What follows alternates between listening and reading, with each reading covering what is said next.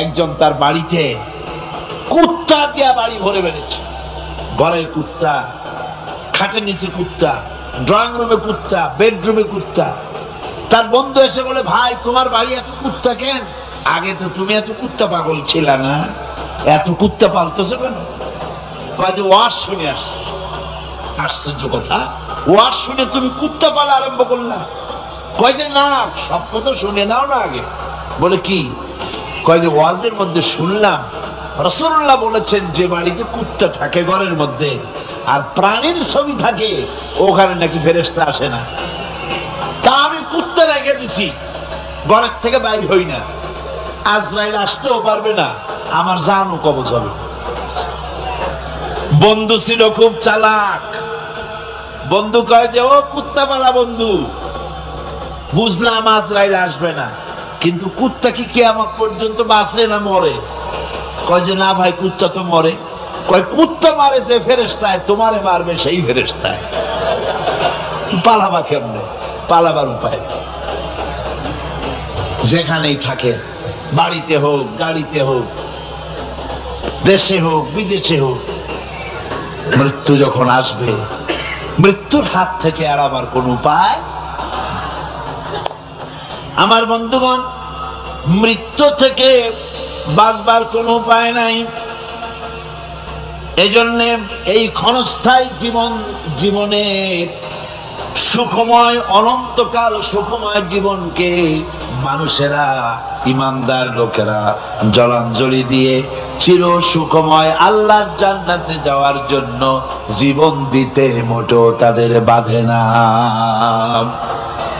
জীবন দিতে হবে আল্লাহর রাস্তায়। যখন মরবই, বাসা যখন যাবে না, বাসা কি যাবে? চিল্লা এখন যাবে। রাসূলুল্লাহ যখন বাঁচেন নাই,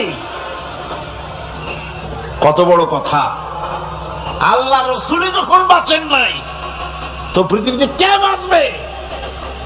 রাসূলের যখন ইন্তেকাল হয়েছে, সবাইকে মরতে হবে, কোনো সন্দেহ নাই। সন্দেহ আছে? মরা লাগবে। সেই মওতটা ঈমান বিল্লাহ, আল্লাহর প্রতি ঈমান আনলে পরে ওই মওতের ভয় আর থাকে না। মনটা তখন নির্ভীক হয়ে যায়, সে বীর হয়ে যায়।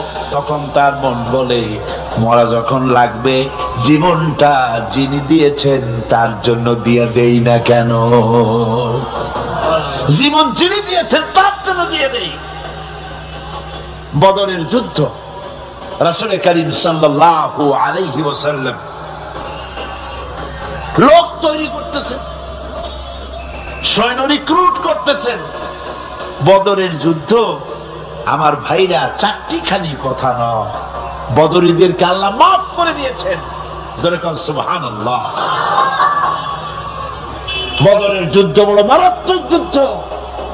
এ জিহাদ হবে, বাপ তরবারি ধরবে ছেলের বিরুদ্ধে। মক্কা থেকে ছেলে আসছে কাফের, ছেলে তরবারি ধরবে বাপের বিরুদ্ধে, মামু ধরবে ভাগ্নার বিরুদ্ধে, ভাই ধরবে ভাইয়ের বিরুদ্ধে। এটা কি আপনি সোজা মনে করেন? কম সোজা মনে করেন? আমার বন্ধুগণ, বদরের যুদ্ধ শেষ হয়ে যাওয়ার পর হযরতে আবু বকর সিদ্দিক রাদিয়াল্লাহু তাআলা আনহুর সঙ্গে ছেলে আব্দুল্লাহর দেখা হয়ে গেল। ছেলে তখনও কাফের। ছেলে বলে, বাবাজি, আমার আব্বা আবু বকর বদরের প্রান্তরে, আমি আমার তরবারির সামনে আপনাকে কয়েকবার পেয়েছিলাম, কিন্তু আপনি আমার পিতা বলে আমি কিছুই করতে পারি নাই। হযরত আবু বকর বলেন, আব্দুল্লাহ রে শোনো, আল্লাহর কসম করে বলি, তুমি তো আমার তরবারির সামনে পেয়ে ছেড়ে দিয়েছো, কিন্তু আমি আমার বাবুদের কসম করে বলি, বদরের মাঠে একটি বার যদি আবু বকরের চোখের সামনে তুমি পড়ে যেতে, আল্লাহর কসম আমার তরবারি তোমারে মাফ করে দিত না। তুমি কাফের, আমি মুসলমান। তোমার সাথে আমার সম্পর্ক পিতা পুত্রের স্নেহের সম্পর্ক হতে পারে তখন যখন আদর্শের প্রশ্নে মিল হবে, নইলে তুমি কাফের, আমি মুমিন। পিতা হিসেবে স্নেহ তোমার যেটা পাওয়া দরকার আমার কাছে, সেই স্নেহ থেকে তুমি বঞ্চিত থাকবে। এই যুদ্ধে সৈন্যদেরকে রিক্রুট করা সোজা ব্যাপার ছিল না। হুজুর সাল্লাল্লাহু আলাইহি ওয়াসাল্লাম সাহাবীদেরকে তৈরি করতেছেন জিহাদের জন্য। কিভাবে কথাটা পারবেন, হুজুর কথা গোছায় বলতেছেন। হযরত বর্ষিয়ান সাহাবী হযরত মিকদাদ রাদিয়াল্লাহু তাআলা আনহু হুজুরের অবস্থা বুঝতে পারতেছেন। হযরত মিকদাদ দাঁড়িয়ে গেলেন হুজুরকে সাহস দেওয়ার জন্য। হযরত মিকদাদ দাঁড়িয়ে গিয়ে বলছেন, ইমদি বিনা ইয়া রাসূলুল্লাহ হাইসুমা তাশা, আয় হাইসুমা আমারাকাল্লাহ। হে রাসূল, আপনি আমাদের নিয়ে চলুন যেদিকে আপনার খুশি, অর্থাৎ আল্লাহ আপনাকে আমাদেরকে নিয়ে যেদিকে যেতে বলেন সেদিকে নিয়ে যান। ইন্না লা নাকুলু লাকা কামা ক্বালা বনি ইসরাঈল লিমূসা আলাইহিস সালাম ইযহাব আনতা ওয়া রাব্বুকা ফাকাতিলা ইন্না হাহুনা কাঈদুন। আমরা মূসা আলাইহিস সালামের উম্মত না। সুবহানাল্লাহ। হুজুর কি খুশি হচ্ছেন এই বক্তৃতা শুনিয়া, মিকদাদের বক্তৃতা শুনে হুজুর কি খুশি হচ্ছেন। হযরত মিকদাদ বলছেন, হুজুর আমরা মূসা আলাইহিস সালামের উম্মত না। মূসা আলাইহিস সালামের উম্মতেরা বলেছিলেন, হে মূসা তুমি আর আল্লাহ আর জিবরাইল এই তিনজনই গিয়ে ফেরাউনের মোকাবেলা করো, আমরা পারবো না। আমরা এই কথা বলবো না। বল ইযহাব আনতা ওয়া রাব্বুকা ফাকাতিলা ইন্না মাআকুমা মুকাতিলুন। হে রাসূল, বরং আমরা বলি আপনি চলুন আমাদেরকে নিয়ে, আপনার রব আপনাকে যেদিকে যেতে বলে আমাদেরকে নিয়ে চলুন, আমরা আপনার সাথে থেকে কাফেরদের বিরুদ্ধে লড়াই করব, তরবারি চালাবো ততক্ষণ পর্যন্ত মা দামাত আইনু মিন্না তাতাররাফ, যতক্ষণ পর্যন্ত থামো, যতক্ষণ পর্যন্ত চোখের একটা পাতাও নড়ে, যতক্ষণ পর্যন্ত চোখের একটা পলক পড়ে ততক্ষণ পর্যন্ত যুদ্ধ চালাতে থাকবো। অর্থাৎ নাক দেয়া নিঃশ্বাস যতক্ষণ আসে আর যায় আপনার সপক্ষে তরবারিগুলি ঝলসে উঠবে। চলেন আমাদেরকে নিয়ে যেদিকে আপনি যেতে চান। ইমানদার কখনো হতাশ হয় না, ইমানদার কখনো হতাশায় ভোগে না, নিরাশায় ভোগে না। যেহেতু কোরআন শরীফের ভিতরে আল্লাহ পাক বলেছেন, আল্লাহর রহমত থেকে কেবল কাফেররা ছাড়া আর কেউ নিরাশ হয় না। আল্লাহর রহমত থেকে নিরাশ হয় কারা? যখন কারা নিরাশ হয়? আর কেউ আল্লাহর রহমত থেকে নিরাশ হয় না। সুতরাং আল্লাহর প্রতি এই আশা ভরসা, আল্লাহর প্রতি এ ধরনের একটি প্রশান্তি মনের মধ্যে থাকে, সে হতাশ হয় না। কারণ আল্লাহর প্রতি ঈমান আশায় তার বুক বেঁধে দেয়। আল্লাহ পাক কোরআনে কারীমের মধ্যে বলেছেন, আল্লাযী খালাকানি ফাহুয়া ইয়াহদিন। আল্লাহ ইব্রাহিম আলাইহিস সালামের মুখ দিয়ে কথা বলেছেন। আল্লাহ হচ্ছেন তিনি যিনি আমাকে সৃষ্টি করেছেন আর আমার হেদায়েতের রাস্তাও তিনি দেখিয়ে দিয়েছেন। ওয়াল্লাযী হুয়া ইউতঈমুনি ওয়া ইয়াসকিন। আর আমি যখন ক্ষুধার্ত হই তিনি আমারে খাওয়ান, আর আমি যখন তৃষ্ণার্ত হই তিনি আমারে পান করান। কে খাওয়ান? কে খাওয়ান আর পান করান কে? আল্লাহ পাক বলেন, ওয়াইদা মারিতু ফাহুয়া ইয়াশফিন। ইব্রাহিম আলাইহিস সালামকে দিয়ে আল্লাহ কথাও বলালেন, আমি যখন অসুস্থ হই আমারে রোগ মুক্ত কে করে দেয়? বলেন না কে করে দেয়? আল্লাহ রাব্বুল আলামিন রোগ মুক্ত করে দেন। হযরত আইয়ুব আলাইহিস সালামের ঘটনা কোরআনে কারীমের মধ্যে আল্লাহ রাব্বুল আলামিন উঠায় দিয়েছেন, বলে দিয়েছেন যাতে করে মুমিনেরা মনের মধ্যে আল্লাহর প্রতি আশা ভরসা আনতে পারে। রোগ হয়েছে হযরতে আইয়ুব আলাইহিস সালামের, এত অসুখ, অসুখে রোগে শোকে আত্মীয় স্বজন স্ত্রী পুত্র পরিজন সব তারে ছেড়ে গেল, গায়ে পোকা হয়ে গিয়েছে। 1 বছর 2 বছর নয়, বছরের পর বছর ধরে রোগাক্রান্ত অবস্থায় আইয়ুব আলাইহিস সালাম আছেন। এবার সমস্ত শরীর ছেড়ে জিহ্বার মধ্যে পোকা হওয়া শুরু হয়ে গেছে। হযরত আইয়ুব আলাইহিস সালাম জিহ্বায় যখন পোকা শুরু হয়ে গেল, আল্লাহর দরবারে তখন তিনি ফরিয়াদ করে বলেছিলেন, রব্বুল আলামিন, সারা শরীরে পোকা ধরলো, শরীর জরা জরা হয়ে গেল, রোগে শোকে শেষ হয়ে গেলাম, কোনো শিকায়ত করি নাই, এবার তো কথা না বলে পারি না মাবুদ, তুমি দয়া করে আমার জিহ্বায় পোকা দিও না, আমার জিহ্বাটা পোকা ধরেছে, দয়া করে পোকা জিহ্বায় দিও না, কারণ আমার জিহ্বায় যদি পোকা হয়ে যায় তাহলে তোমার মতো আল্লাহর জিকির আমি কি দিয়া করব, আমার জিহ্বাটা ভালো রাখো আল্লাহ।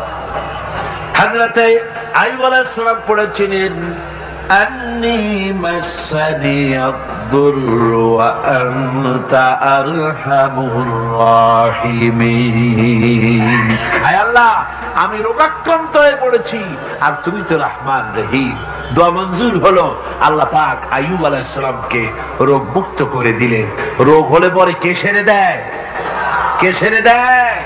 আল্লাহর প্রতি এই আশা, এই ভরসা, এই চিন্তা থাকতে হবে। আল্লাহ পাক বলেন, যখন আইয়ুব আমার কাছে দোয়া করলো আমিও জবাব দিয়া দিলাম, কোন সুবহানাল্লাহ। আল্লাহ পাক বলেন, ফাকাশাফনা মা বিহি মিন দুররি ওয়া আতাইনাহু আহলাহু ওয়া মিসলাহুম মাআহুম রাহমাতাম মিন ইনদিনা। আমি তার কষ্ট দূর করে দিলাম, তার হারানো স্বাস্থ্য ফিরিয়ে দিলাম এবং তার সাথী সঙ্গীদেরকে আমার পক্ষ থেকে আমার রহমত দিয়ে তার কাছে সব আবার আমি ফিরাইয়া দিলাম। সুতরাং মুমিন ব্যক্তি কখনো হতাশ হবে না। চতুর্দিকে দেখে বিপদ আর বিপদ, এই বিপদে সে হতাশ হয় না, আশায় বুক বেঁধে থাকে। নিরাশার আধারে তুমি আশার নূর, যেখানে বেরোবার কোন পথ নাই সেখান থেকে পথ বের করে দেয় কে?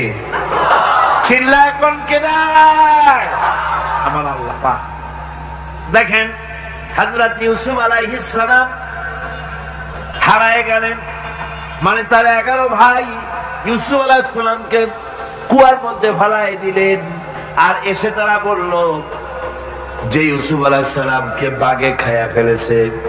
এটা কি গল্প নাকি? এটা কোথায় আছে? কোরআন শরীফের মধ্যে আছে। ওই 11 ভাই মনে করেছিল ইউসুফ আলাইহিস সালামকে কুয়ার মধ্যে ফেলাই দিলাম, এ কুয়ার মধ্যে পচে মরবে, শেষ হয়ে যাবে। কিন্তু ওই 11 ভাই জানে না এটা কোনো কুয়া নয়, এটা হলো একটা সুড়ঙ্গ পথ, এটা হলো একটা টানেল। এক মুখে ইউসুফকে ফেলাই দিল 11 ভাই, কুয়ার আরেক মুখ থেকে আল্লাহ হযরত ইউসুফকে বের করে মিশরের সিংহাসনে বসায়া দিলেন। ওরা বুঝে না, তাই চিরকাল পাপীরা আল্লাহর বান্দাদেরকে, আল্লাহর দ্বীনের গোলামদেরকে অত্যাচার করে, মনে করে শেষ করে ভালাবো, কিন্তু শেষ আল্লাহর গোলামেরা হয় না, ওরাই শেষ হয়। ঠিক কিনা কর? জোরে বলেন ঠিক কিনা? ভাইরা আমার, হযরত ইয়াকুব আলাইহিস সালাম ছেলের চিন্তায় চিন্তায় চোখ দুটো অন্ধ হয়ে গেছে, কাঁদতে কাঁদতে চোখ অন্ধ হয়ে গেছে। কিন্তু হতাশ হন নাই, কারণ হতাশ হবে কেবলমাত্র কাফেরেরা। হতাশ হয় কারা? আল্লাহ বলেছেন হতাশ হয় কাফের, ইমানদার কখনো হতাশ হয় না। হযরতে ইয়াকুব আলাইহিস সালাম ছেলে হারাইয়া কি বলতেছেন শোনেন। আল্লাহ তার কথা কোরআনে কারীমের ভিতরে আল্লাহ কি সুন্দর করে উঠায় দিয়েছেন।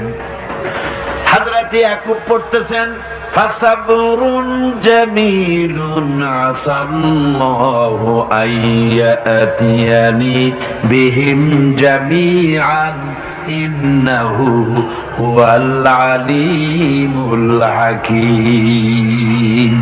ফাসাবরুন জামিল, ধৈর্য ধারণ করাই এখন আমার জন্য উত্তম।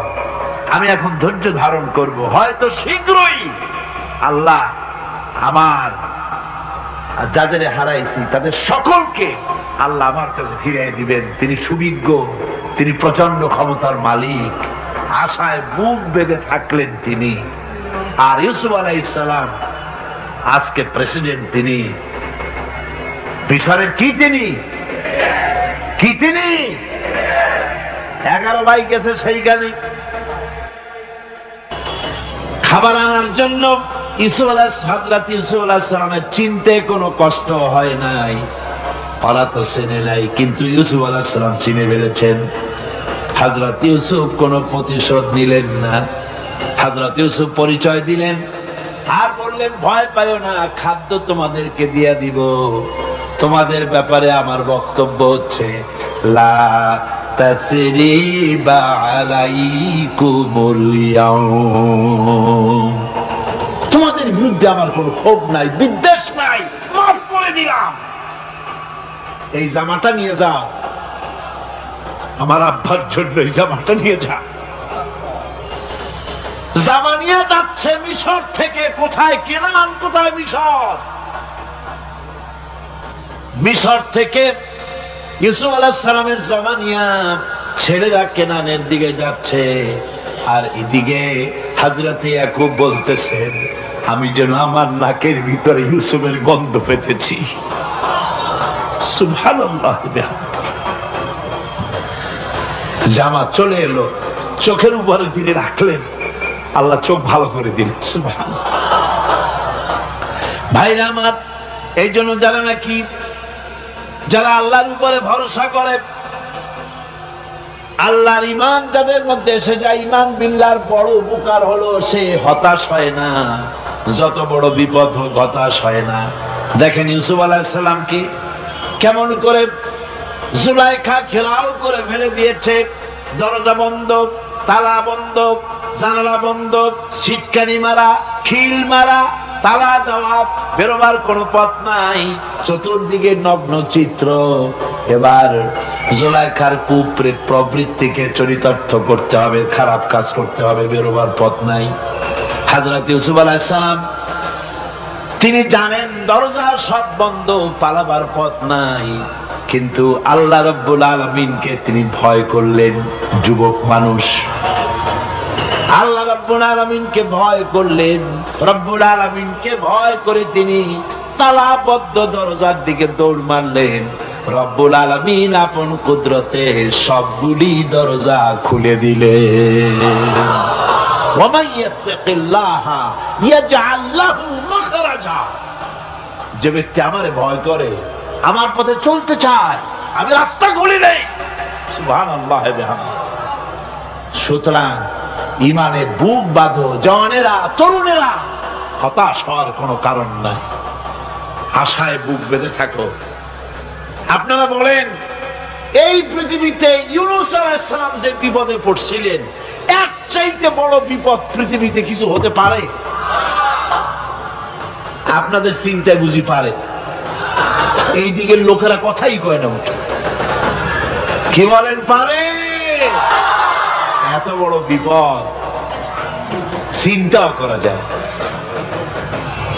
কোরআনে কারীমের মধ্যে আল্লাহ রাব্বুল আলামিন বলেন, ওয়াযান্নুন ইয যাহাবা মুগাদিবান ফাযান্না আন লান নাকদিরা আলাইহি।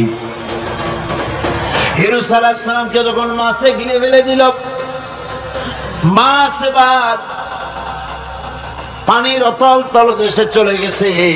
মাছের পেটের ভিতরে দরজা নাই, জানালা নাই, ছিদ্র নাই, পালাবার কোনো পথ নাই।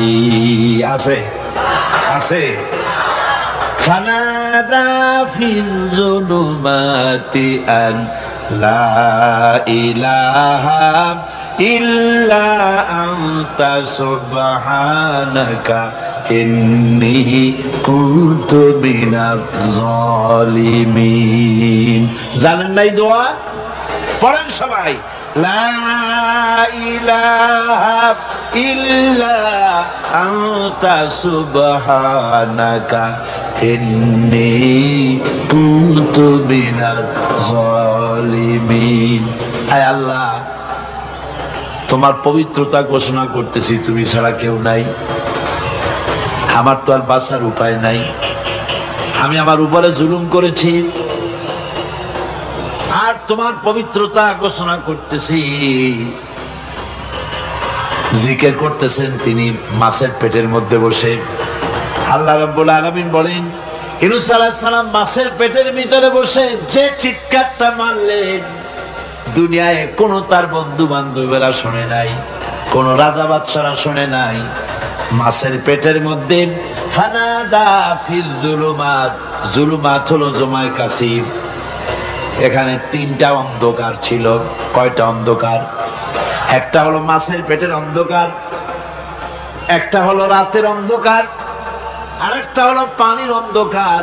ত্রিবিধ অন্ধকারের ভিতর থেকে ইউনূস আলাইহিস সালাম হতাশ হয়ে যান নাই, তিনি চিৎকার মেরে আল্লাহরে ডাক দিলেন। আল্লাহ কয়, আমি ডাক শুনছি, কেউ তোমার ডাক শুনে নাই, আমি তোমার আরশের মালিক, আমি আল্লাহ শুনতে পেয়েছি, শুধু শুনি নাই, জবাব দিয়া দিলাম। ফাস্তাজাবনা লাহু ওয়া নাজ্জাইনাহু মিনাল গাম্মি ওয়া কাযালিকা নুজিল মুমিনিন। পড়েন না সবাই। ফাস্তাজাবনা লাহু ওয়া নাজ্জাইনাহু মিনাল গাম্মি ওয়া কাযালিকা নুজিল মুমিনিন। আমি আল্লাহ পাক বলেন, আমি ইউনূসের ডাক শুনলাম, ডাকের জবাব দিয়া দিলাম, আর মাছের পেটের ভিতরে বেদনার সৃষ্টি করে দিলাম। মাছ এবার ভেসে উঠলো। মাছের আর এখন কোন উপায় নাই বমি করা ছাড়া। মাছ কেনারে চলে এলো, ইউনূসকে বমি করে ফেলে দিল। আল্লাহ কয়, শোনো দুনিয়ার মানুষেরা, শুধু ইউনূস আলাইহিস সালামকে নয়, ওয়াকাযালিকা, এইভাবে করে আমার মুমিন বান্দারা যদি বিপদে পড়ে আর আমারে ডাকে, আমি রব্বুল আলামিন এইরকম বিপদ দিয়া বাঁচাইয়া দেব।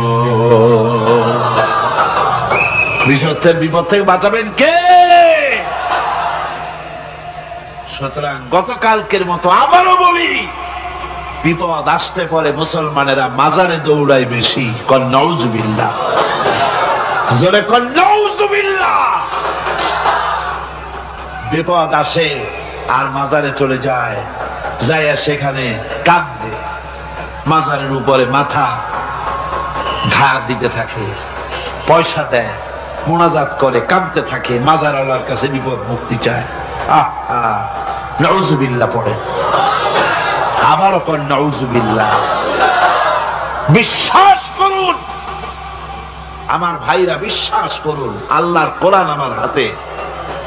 মাজারওয়ালার কাছে কানলে পরে ওই মাজারে যিনি শুয়ে আছেন, আল্লাহর কসম, তার কোনো ক্ষমতা নাই আপনাকে বিপদ থেকে বাঁচাতে পারে। আছে ক্ষমতা? জোরে বলেন আছে। বিপদ থেকে বাঁচাবে কে? কে বাঁচাবে? আপনারা টাকা দেন, আর ওই টাকাগুলি ওইখানে মাজারে বৈশা জনমের খাওয়া খায় মাজারের পাহারাদার এক শ্রেণীর পান্ডারা। টাকাগুলা মাথায় দেখবেন মাজার কেন্দ্র করে লাল লাল চাদর গায়, তারপরে চট, মাথায় জট, দাড়িতে জট, দাড়িতে জট, আর মোষ। হাইরে মোষ! 6টা টর্চ লাইট দিয়েও যদি আপনি খোঁজেন, মুখ তালাশ করে পাবেন না। এত মোষ সমানে কাজা খায় আপনার পয়সা দিয়ে, ধর্মের নামের ব্যবসা করে। যাই দেখেন মাজার গুলো, প্রত্যেকটা মাজারে 5টা-10টা লোক বসা আছে। ঘাট ধরে বের করে দাও। আর বাবা মাজারে বসে আছো কেন? মসজিদে যাও। কোথায় যাবে? কোথায় যাবে? মসজিদে। আল্লাহ থামো, আল্লাহর ওলিদের মাজার ঘেরাও করে রেখে দাও, যত্ন করে রেখে দাও। গরু, ছাগল, ভেড়া, হাবিজাবি কিছু যেন যেতে না পারে, যত্ন করে রাখো, সম্মান দিয়ে রাখো। কিন্তু তোমার ওখানে পাহারা দিতে বলছে কে? তুমি ওখানে বসে থাকো কেন? গুড় যেখানে পিঁপড়া সেখানে। পয়সা দেওয়া বন্ধ করে একটারও পাবেন না ওখানে। ঠিক কিনা কর? সব ধান্দাবাজ পয়সার লোভে ওখানে বসে থাকে, গাঁজা খায়, মদ খায়, নামাজ পড়ে না। আর আপনার টাকা দিয়া খোঁজ নিয়ে দেখেন, মাজারের মুতল্লি যত আছে সব বাসের মালিক, ট্রাকের মালিক, কোটি কোটি টাকার ব্যবসা করে। সুতরাং এগুলি ছাড়েন, এ ধান্দাবাজি বন্ধ করুন। মাজারের সাথে কোনো সম্পর্ক নাই। মুসলমানের সম্পর্ক কেবল মসজিদের সাথে। কিসের সাথে? মসজিদের সাথে সম্পর্ক গড়ে। আমার বন্ধুগণ, বিপদ আসলে পরে কবরের কাছে যাওয়া নয়, বিপদ আসলে পরে মসজিদে যান, 2 রাকাত কাজায়ে হাজাতের নামাজ পড়েন। রাসূলুল্লাহ পড়েছেন, কাজায়ে হাজাতের নামাজ পড়েন, সেজদায় পড়ে গিয়ে আল্লাহর কাছে কাঁদেন। আপনার বিপদ আল্লাহ রব্বুল আলামিন দূর করে দিবে। আহারে, এমন আল্লাহরে থুইয়া কি যে বলবো, মানুষের যে কি হইছে। আমি সিলেটে দেখেছি শাহজালাল রহমতুল্লাহ আলাইহি, আল্লাহর ওলি, শাহ আমানত আল্লাহর ওলি, শাহ মাহদুম আল্লাহর ওলি। এই ওলিরা কোনদিন বলে যায় নাই যে আমার মাজারে পাহারা দিয়ে তোমরা টাকা আদায় করো। বলছে কেউ? শাহজালাল রহমতুল্লাহ আলাইহির মিশন কি ছিল আর এই পাগলেরা করে কি? হযরত শাহজালালের তরবারি আজও আছে। আমি তরবারি দেখেছি, দোধারি তরবারি হাতে নিয়ে এসেছেন। এক হাতে ছিল তরবারি, আর এক হাতে ছিল আল্লাহর কোরআন। যখন সিলেটে ঢুকলেন গৌর গোবিন্দ তার সব কিছু, তিনি আজান দেওয়ালেন।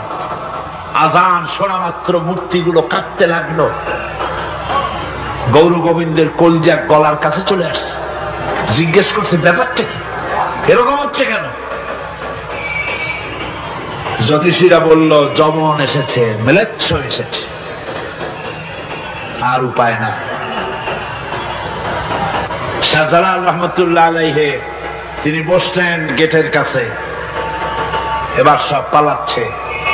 গৌর গোবিন্দ বলল সাপুরিয়াদের ডেকে যে আমারে একটা বাক্সের মধ্যে ভরিয়া সাপ বলে চালাই দিও, আমি সামনে পড়তে চাই না। ভয়তে কলজা গলার কাছে চলে আসছে শুধু আজান শুনে। এরপরে লোক সব চলে যাচ্ছে, উনি দেখতেছেন যাও যাও যাচ্ছে সব। তারপরে ঝুড়িতে করে যাচ্ছে সাপুরিয়ারা, তোমাদের মধ্যে কি সাপ, যাও যাও যাও। এরপরে বড় একটা বাক্স, ওইটার মধ্যে কি? কাজে হুজুর আমরা সাপ খেলা দেখি, এর মধ্যে সাপ। নামাও, আমি সাপ খেলা দেখবো, নামাও ওটা। এরপরে বাক্স খুলছে, দেখে যে আসল সাপ বাইর হয়েছে।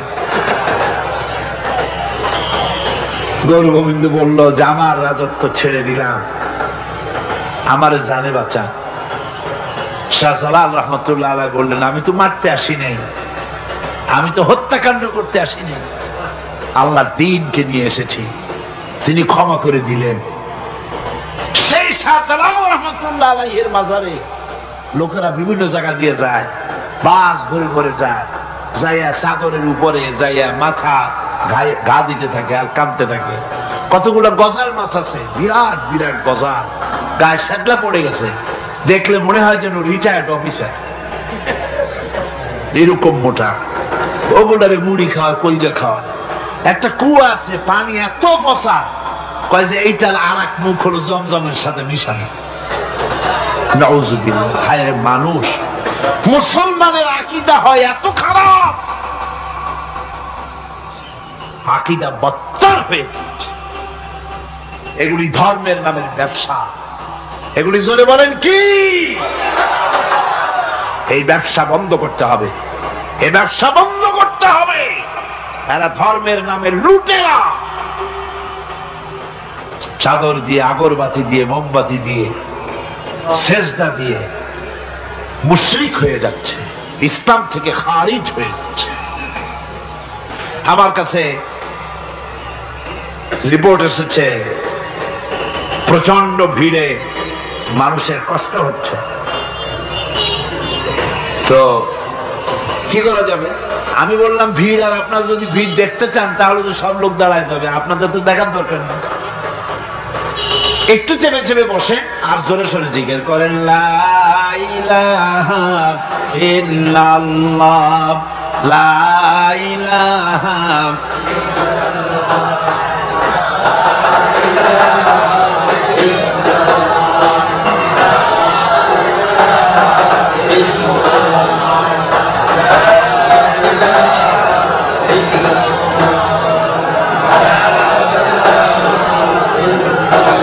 আপনি কিন্তু বসেই এগোতে পারতেন, দাঁড়ালে পরে ডিস্টার্ব হয়, হাঁটলে পরে ডিস্টার্ব হয়। নিজের কবরদারে খারাপ করেন না। এত সুন্দর আল্লাহর কথা শোনা থেকে নিজেকে মাহরুম করতে চেষ্টা করেন না। নিজেও শোনেন, অপরকেও শুনতে দেন। বসেন,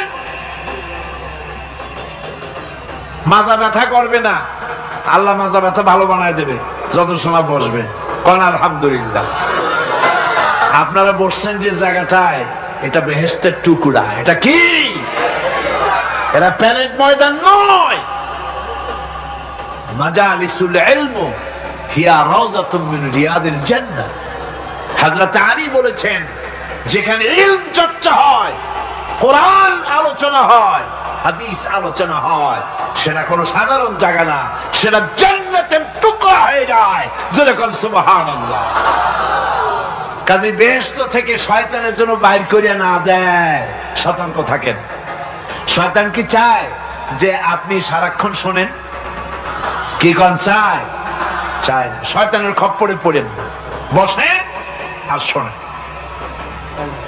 ইমানদার যখন বিপদে জর্জরিত হতে থাকে তখন সে ভেঙে পড়ে না, তখন অন্ধকারের, বিপদের অন্ধকার বিদীর্ণ করে আলোর এক প্রভা তার চোখের সামনে উদ্ভাসিত হয়ে ওঠে। সেটা কি?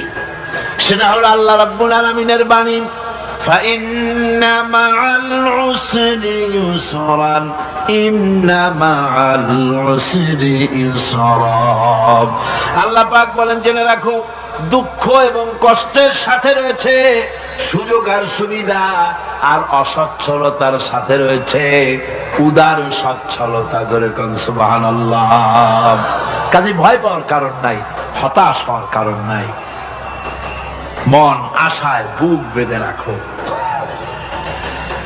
গুনাহ করেছো, হতাশ হয়েও না। যুবকদের গুনাহ করা স্বাভাবিক। ইউনিভার্সিটির ছাত্র, কলেজের ছাত্র, প্রফেসর, শিক্ষক, অফিসার ঘুষ খেয়েছেন, জিনা করা হয়েছে, মদ খাওয়া হয়েছে, মিথ্যা কথা বলা হয়েছে। যাই কিছু করেন না কেন, ভয় পাওয়ার কারণ নাই, নিরাশ হওয়ার কোনো দরকার নাই। আল্লাহ পাক ডেকে বলেছেন, কুলিয়া ইবাদিয়াল্লাযীনা সারাফু আলা আনফুসিহিম লা তাকনাতু মির রাহমাতিল্লাহ। আরে আমার আল্লাহর মতো এত ভালো আর কেউ আছে? এত দরদ আর কারো আছে? আমার আল্লাহ বলেন, ও নবী, আপনি শুনে নেন, হে আল্লাহর বান্দারা, তোমরা যারা নিজেদের উপরে বাড়াবাড়ি করেছো, নিজেদের উপরে জুলুম করেছো, অত্যাচার করেছো, আমি আল্লাহর রহমত থেকে নিরাশ হয়ে যেও না। মানুষ যদি অপরাধ করে, বাপের সাথে অপরাধ করেছে, মায়ের সাথে অপরাধ করেছে, মা বাবা সন্তানের চাইতে এত বড় কল্যাণকামী তো আর কেউ নাই, কিন্তু মা বাবা কোনোদিন বলে না আয় আমার ছেলে তোরে মাফ করে দেই, এরকম বলে নাকি? মন চায় ছেলে যদি মাফ চাইতো, খুশি হয়ে মাফ করে দিতাম, কিন্তু কেন যে আসে না, ডাকে না যে আয় মাফ করে দেই। মা বাবা আপনাকে এত ভালোবাসে, সেই মা বাপও আপনাকে বলে না যে আয় মাফ করে দেই। আমার আল্লাহ হচ্ছেন এমন আল্লাহ, আল্লাহ রাব্বুল আলামিন ডাকেন, এ বান্দা খুন করেছিস ফিরে আয়, জিনা করেছিস ফিরে আয়, হত্যা করেছিস ফিরে আয়, চুরি করেছিস ফিরে আয়, কুফরি করেছিস ফিরে আয়, সুদ খেয়েছিস, ঘুষ খেয়েছিস, মদ খেয়েছিস ফিরে আয়, এসে আমার দরবারে চোখের পানি ফেল, আমার দরবারে কাঁদাকাটি কর। ইন্নাল্লাহা ইয়াগফিরুয যুনুবা জামিআ ইন্নাহু হুয়াল গফুরুর রহিম। আমার দরবারে চোখের পানি ফেলে কান, আমি রব্বুল আলামিন জিন্দেগীর গুনাহ মাফ করে দেব। সুবহানাল্লাহ কোন, সুবহানাল্লাহ কোন। আমার কাছে কান, চোখের পানি ফেল। আল্লাহ রাব্বুল আলামিনের কাছে বান্দার দুইটা ফোঁটা বেশি প্রিয়। একটা হলো জিহাদের ময়দানে যে রক্ত ফোঁটা দেওয়া হয়, এটা আল্লাহর কাছে প্রিয়। আর আল্লাহর ভয়তে গুনার জন্য লজ্জা করে, অনুশোচনা করে বান্দা যখন চোখের পানি ছেড়ে দেয়, আল্লাহর কাছে এটা অত্যন্ত প্রিয়। নবীজি বলেছেন, বান্দা যখন গুনার ভয়তে, আল্লাহর ভয়তে, জাহান্নামের ভয়তে অনুশোচনা করে যখন চোখ দিয়া পানি ছেড়ে দেয়, ওই চোখের পানি নাকের অর্ধেক আসতে না আসতে আল্লাহ রাব্বুল আলামিন বান্দারে মাফ করে দেয়। আল্লাহ বরদাস্ত করতে পারেন না যে বান্দা কান্দে। আমার ভাইরা, আল্লাহ রহমত এই পৃথিবীতে, আল্লাহ রহমতকে 100 ভাগ করা হয়েছে। আল্লাহ রহমতের কত ভাগ? এই 100 ভাগের 1 ভাগ সারা পৃথিবীতে ছড়াই দেওয়া হয়েছে। আর 99 ভাগ কার কাছে? আল্লাহর কাছে। 1টা ভাগ দুনিয়া ছড়ানো হয়েছে আদম আলাইহিস সালাম থেকে নিয়ে এই পর্যন্ত, এখান থেকে নিয়ে কিয়ামত পর্যন্ত পৃথিবীতে যত মানুষ আসবে, যত প্রাণী আসবে, তাদের মধ্যে প্রাণী জগতেও গাভী তার বাছুরকে ভালোবাসে ঠিক কিনা, হাতি তার বাচ্চাকে ভালোবাসে ঠিক কিনা, মুরগি তার বাচ্চাকে ভালোবাসে কিনা, প্রত্যেক মাই তার সন্তানকে ভালোবাসে মানুষের মতো। এই ভালোবাসাই স্নেহ, এই মমতাই করুণাই মহব্বত 1টা ভাগ দুনিয়ায় দেওয়ার পর আপনি আর আমি যতটুকু ভাগে পেয়েছি, সেই মহব্বতে, স্ত্রীর মহব্বতে অস্থির, মায়ের মহব্বতে অস্থির, সন্তানের মহব্বতে অস্থির। এখন চিন্তা করেন, 1টা ভাগ সারা পৃথিবীতে বিতরণ করার পর যেটুক পেয়েছি, তাতে যদি এত মহব্বত হয়, তাহলে এর 99 ভাগ মহব্বত যে আল্লাহর কাছে জমা আছে, এই বান্দার জন্য তার কত মহব্বত, এই বান্দার জন্য কত করুণা তার, কত মহব্বত তার, কত দয়া তার। এজন্য আল্লাহ রাব্বুল আলামিন বলেছেন, নাব্বি ইবাদি আন্নি আনাল গফুরুর রহিম। আমার নবী সুসংবাদ দিয়ে দাও, বান্দাদেরকে শোনায় দাও যে আমি আল্লাহ তাআলা ক্ষমাশীল আর দয়াবান। হুজুর কাঁদতেছিলেন, হযরত ওমর রাদিয়াল্লাহু তাআলা আনহু এসে দেখেন হুজুর একা কাঁদতেছে। হুজুর জিজ্ঞেস করছেন, হযরত ওমর জিজ্ঞেস করলেন, হুজুর আপনি কাঁদতেন কেন?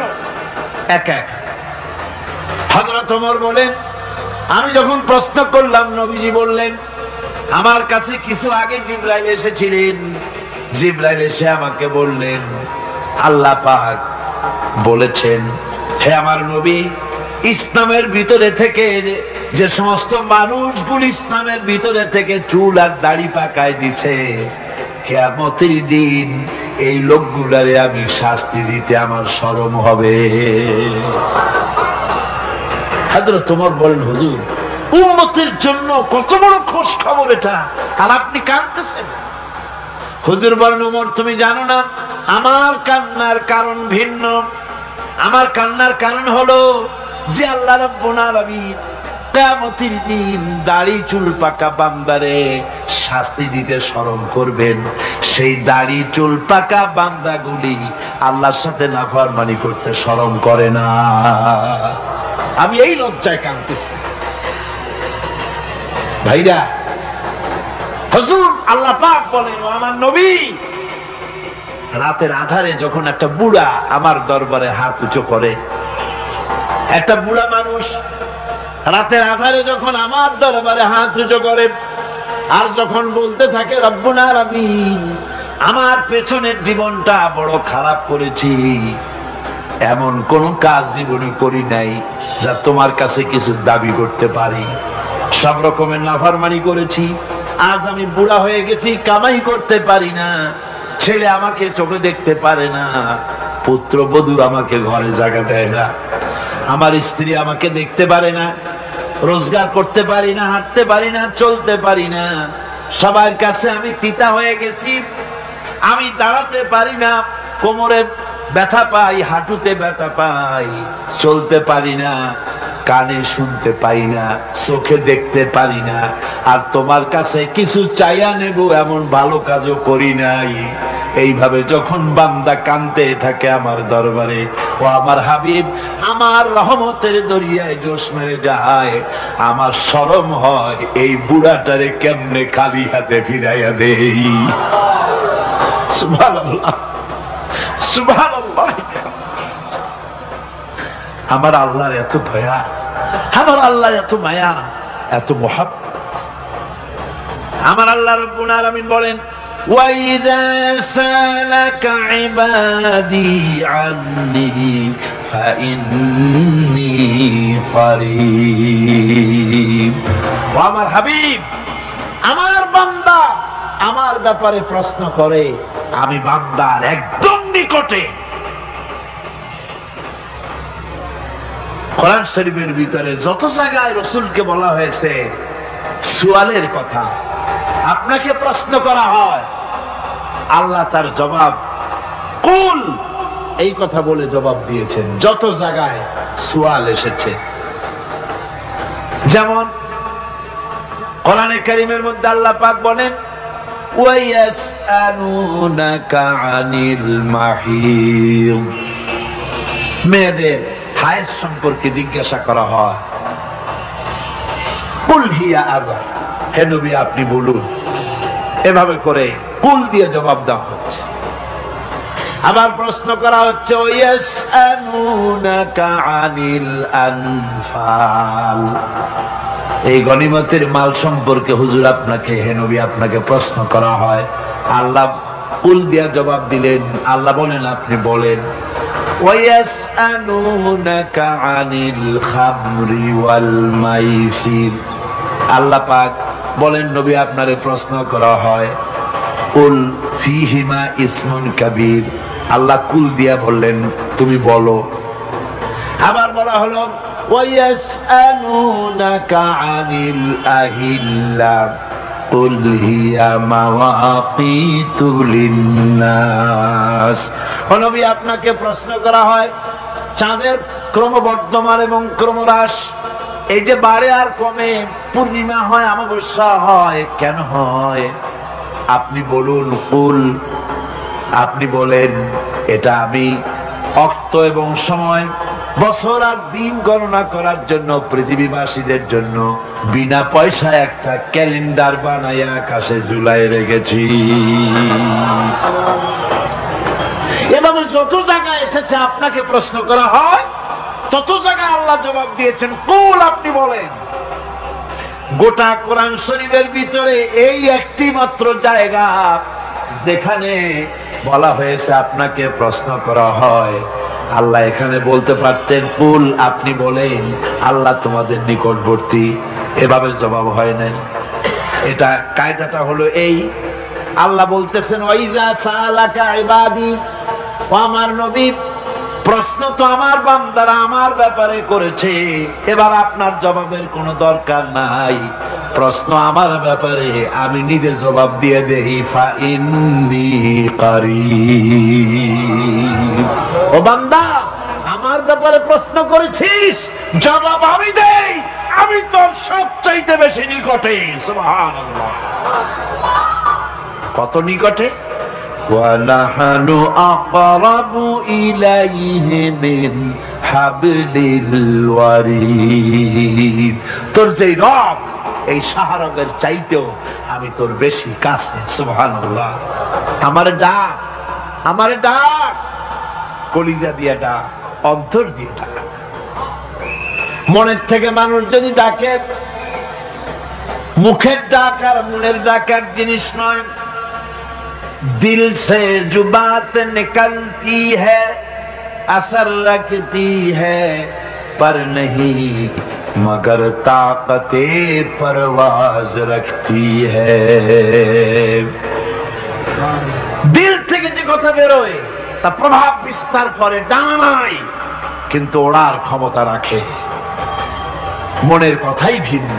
মন থেকে, দিল থেকে, কলিজা থেকে, অন্তরের গভীর কন্দর থেকে মুহাব্বতের সাথে কেউ যদি একবার বলে আল্লাহ, বলেন আল্লাহ,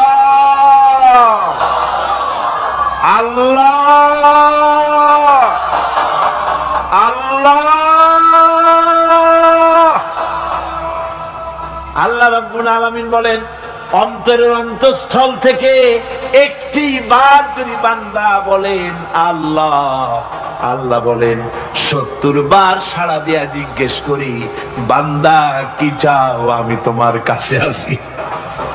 সুবহানাল্লাহ, আমি তোর একদম কাছে, কি চাস বল, বল আমার কাছে।